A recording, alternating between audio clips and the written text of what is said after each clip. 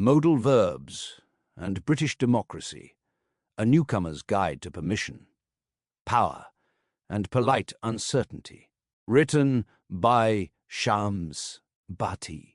Author's note: when I came to the UK, my knowledge of Britain mostly came from English literature, films, the Queen, and Monopoly.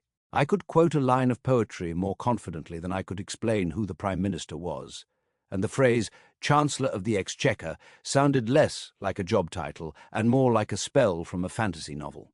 I knew Britain was the mother of modern democracy, or at least that is how we were taught. But I mostly knew the monarch. In my imagination, Britain was an abode of nobility, tradition, and polished manners, the sort of place where history wears a top hat and nothing ever looks rushed. Then real life began.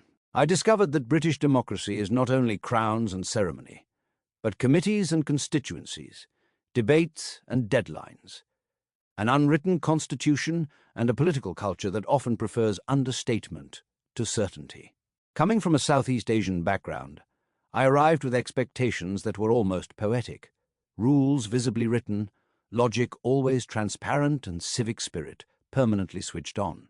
Instead, I found something more British and, in its own way, more instructive. A democracy that works through tradition as much as text, through convention as much as law, and through understatement as much as passion. That discovery is the reason for this article. I wanted to explore British democracy without turning it into a lecture or a political argument, because the real aim is language. In particular, I want learners to hear how English expresses power, caution, permission, and obligation through modal verbs. Once you notice may, might, should, must, can, could, will, and would in the wild, you start to understand not only grammar, but the tone of public life. Modal Verbs and British Democracy. A Newcomer's Guide to Permission, Power, and Polite Uncertainty. There is a moment, usually at a pedestrian crossing, when you realize Britain runs on invisible language. The light is red. Nobody moves. The road is empty. Yet the crowd waits as if the crossing itself has moral authority, like a head teacher in a reflective jacket. You could cross. Me cross. You shouldn't cross. Most importantly, you won't cross, because this country is not built on chaos. It is built on modal verbs, which is exactly why British democracy makes such a useful backdrop for learning them. Not because it is simple, not because it is always tidy, but because the whole system feels like one long national sentence where meaning depends on tone, convention, and whether someone is carrying an object that looks like it has its own pension plan. Somewhere in a polling station queue, someone new to the performance holds a voting card like a boarding pass and has the kind of thought that arrives uninvited. Back home, power speaks in full sentences. Here it arrives as might, wearing a suit. The modal accent, how systems sound before they even say anything. Different political systems come with different grammatical moods. You can often hear the style of power before you understand the details. A dictatorship tends to speak in must, will, shall, and cannot. Short verbs, loud certainty, no edits. A presidential system often sounds like I will, I can, I intend to. Executive confidence, with a signature at the bottom. Britain's parliamentary constitutional monarchy leans on may, might, should, and would. Not weak, just restrained. Authority, in a low voice. This is not a judgment. It is a language lesson in disguise. Politics may claim to be about ideals, but it always reveals itself in modals. The constitution that isn't there, yet somehow must be obeyed. In many places, you can hold up a constitution and say, "Look, this is the rule book." In Britain, you can hold up legislation, conventions, precedent, court decisions, and a national instinct for doing things properly. The Constitution is uncodified, which is a polite way of saying it exists in pieces, like a family recipe that nobody wrote down because everyone insists they already know it. This is where modal verbs quietly become the real constitution. Must for what feels non-negotiable. Should ought to for norms, standards, and how we do things. May for permission and ceremonial authority. Might for uncertainty, which Britain has industrialized. A newcomer from a written rulebook culture often finds this both impressive and slightly alarming. It is as if the rules are not posted on the wall, but everyone expects you to behave as if they are. The system does not always tell you what you must do. It expects you to sense what you ought to do. Somewhere in the queue, an inner voice whispers, "The Constitution may not be a book, but it is definitely a mood." The monarchy, power that may do things and mustn't be seen doing them. Now, the part that makes many newcomers blink twice, a monarchy inside a democracy. How does a democracy accommodate a monarch? In some places, that question is answered with a revolution. In Britain, it is answered with choreography. The monarch may open parliament. The monarch may give royal assent. The monarch may meet the prime minister. It sounds powerful until you notice the deeper British meaning of may. This will happen as a constitutional formality, so clap politely and do not overthink it. The restraint is the point. The monarch may perform constitutional functions. The monarch mustn't use them politically. The monarch would not be expected to comment. That last one matters for learners. Would does not shout. It signals expectation without the bluntness of command. The monarch would not be expected to comment means by convention in normal circumstances. Reasonable people do not anticipate that behavior. It is authority expressed through calm. Someone new to the system may quietly smile at the contrast. Some systems declare, "I must be obeyed." Britain has a monarch who may conduct the ceremony, but mustn't steer. Parliament, where promises will happen until they won't. If the monarchy is ceremonial permission, Parliament is practical obligation. And if you want to hear modal verbs in the wild, listen to an election campaign. You will hear will everywhere, strutting confidently like it has never met reality. We will fix the NHS. We will cut taxes. We will deliver change. Will is the modal of promise, prediction, and momentum. It is also the modal of ambition, which means it sometimes behaves like a New Year's resolution, sincere on day 1, complicated by day 4. The interesting part, especially for learners, is the gap between modals. Will equal to promise, must equal to necessity, should equal to advice or moral pressure, might equal to cautious possibility, often wearing a committee badge. Outside Westminster, the thought is universal. They will do it, but they might not. Constituencies. 1 MP and a lot of hope. The constituency system is where British democracy becomes personal without becoming personal.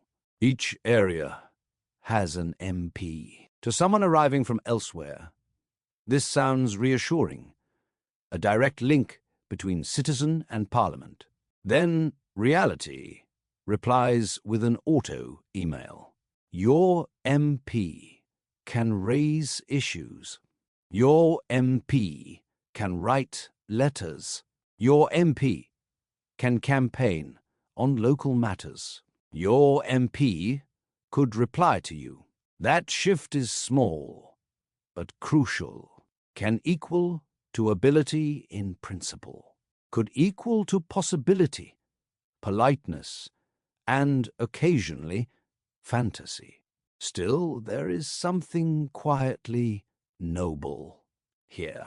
You have someone, even if that someone communicates, mainly through glossy leaflets featuring a sincere expression, and a suspiciously tidy street. Party leaflets, modal verbs put on their best clothes.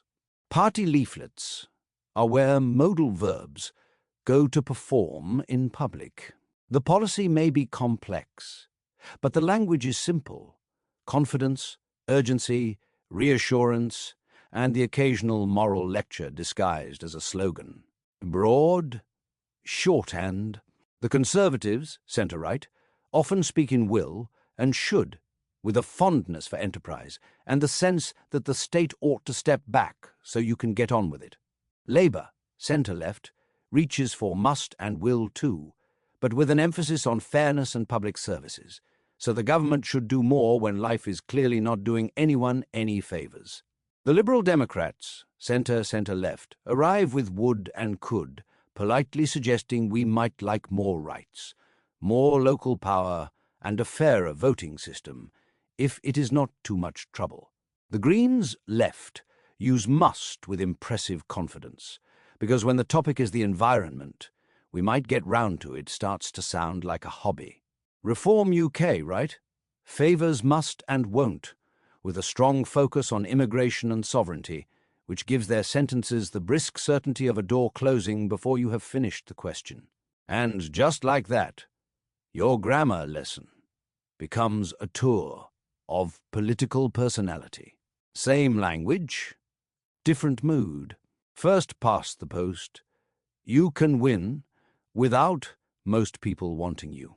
Now comes the part newcomers study the way they study train maps, with determination, suspicion, and a quiet sense that this should have been labelled. First past the post means you win a constituency by getting more votes than anyone else. No second preferences, no proportional balancing, just first across the line. The result is fascinating and occasionally baffling. You can win with less than half the local vote, and a party can gain a strong parliamentary majority without a matching national vote share. This is the moment the outsider's calculator appears, uninvited but emotionally necessary. I may vote with my heart, but I might vote with maths. To be fair, FPP has strengths. It often produces decisive outcomes and keeps the link between MP and constituency clear. It also produces tactical voting, where citizens pick not who they love, but who feels least risky. It is democracy, with a straight face and a hidden spreadsheet. The whips you must wear's a shoot. There is a romantic image of MPs as independent thinkers guided by conscience. That may be true sometimes, might even be true often, but it cannot be relied upon when party discipline is at stake. Enter the whips. No whips, just consequences. You must vote this way. You mustn't rebel today. You may speak freely on minor matters. You might keep your career if you behave. It is pressure delivered in formal shoes. Polite, administrative, and perfectly understood. You can vote differently, the system seems to say. You might enjoy what happens next. The House of Lords, the chamber of may and should. An unelected chamber inside a democracy is where many newcomers pause mid-sentence, and yet the Lords scrutinize, revise, amend, and delay. If the Commons is will, the Lords is may. The Lords may amend. The Lords might delay. The Lords should scrutinize in detail before it becomes a national surprise. To someone raised on the idea that legitimacy equals election, it can feel like a paradox. Britain's answer is mostly pragmatic. It works, and conventions keep it from overreaching. Democracy, British style, is less a single door and more a corridor with several people gently asking, "Are you sure?" A Commonwealth aside, history that may appear, and manners that would prefer calm. And then there is the Commonwealth, that politely complicated reminder that history does not always leave quietly. It is where the past may introduce itself. Cooperation can happen, and everyone might agree to keep the conversation civil, because everyone would rather not turn dinner into a seminar. Even that is a modal lesson. Relationships are rarely must. They are may, can, and would, held together by choice, habit, and careful phrasing. Modal verbs teach you how English handles power. British democracy shows you how Britain handles uncertainty. Before we finish, here is the short modal map you can actually hear in everyday Britain. Must equal to obligation, have to equal to external necessity, should, ought to equal to norms and expectations. May, might equal to permission and uncertainty. Can, could equal to ability and possibility. Will, would equal to promises and polite hypotheticals. Somewhere outside, the crossing light turns green, and the crowd moves, as if released by grammar itself. The learner came to learn English, but didn't realize British life also comes with a free lesson in might. Once you notice it, you start hearing it everywhere. Copyright Shams Bhatti, 2026. All rights reserved. Reproduction or distribution of this work in any form is prohibited without prior written permission of the author, except for brief quotations with acknowledgement.